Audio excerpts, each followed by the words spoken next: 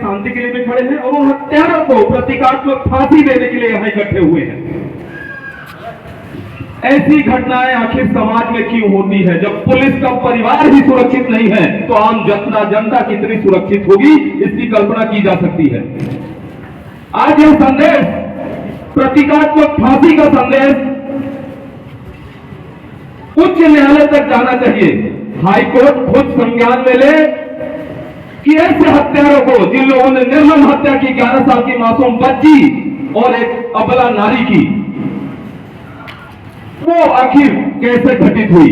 High court खुद संज्ञान ले। आज हमको सूरजपुर के इस पावन धारा से छत्तीसगढ़ के जुडिशियरी को, छत्तीसगढ़ के हाईकोर्ट को संज्ञान में लेने में मजबूर करेंगे। आम लोग, आम जनता यहां खड़ी है, सूरजपुर की और दूर दराज ग्रामीण क्षेत्र से जो आए हैं। यह संदेश जाना चाहिए कि हत्यारों को फांसी होनी चाहिए। इस कार्यक्रम का मुख्य उद्देश्य यही है कि ऐसे जो गुनाह करेगा उसकी सजा क्या होनी चाहिए। आपके सामने 5 हत्यारों को, जो हत्या करने वाला है आरोपी, उसके साथ जो सहयोगी है वो भी हत्यारे ही हैं। इसलिए उन्हें आज जो फांसी दी जाएगी प्रतीकात्मक रूप से, उसके गवाह बनेंगे आप। ऐसे अपराधियों में भी एक संदेश जाना चाहिए, दोबारा ऐसा अपराध करने से पहले उनकी आत्मा कांप जाए, उनकी रूह कांप जाए। आज हमारा यह कार्यक्रम हम सभी का है।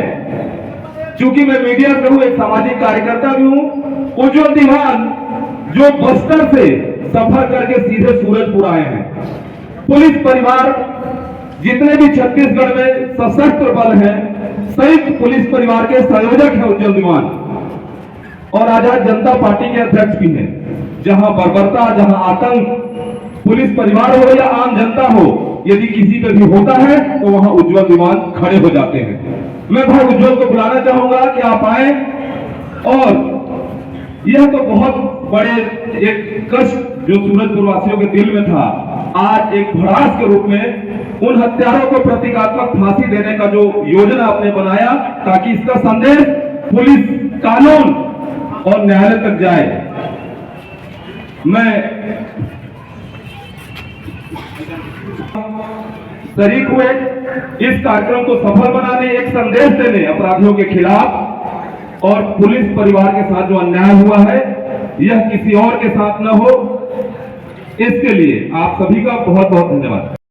अक्सर आप लोग देखे होंगे कि कई प्रकार की घटनाएं सुनने को, देखने को दूर दराज की मिलता ही रहा है। जिस दिन ये घटना हुआ उस दिन मैं अपने बेटे को छोड़ने के लिए शिव प्रताप नगर आदर्श एकलव्य विद्यालय में छोड़ने के लिए गई थी। वहां पता चला बहन के द्वारा कि पीढ़ा गांव में पुलिस परिवार के उनकी पत्नी और बेटी के साथ जो निर्ममता के साथ जो हत्या हुआ, सुन के बड़ा दुख लगा। और आते समय मैं उसी रास्ते से ही आई तो देखी कि वहाँ ऐसा कुछ देखने को मिला नहीं। तब तक जो भी घटना वहाँ हुआ से पुलिस प्रशासन वहाँ से सारे चीजों को लेकर वहाँ से आ चुकी थी।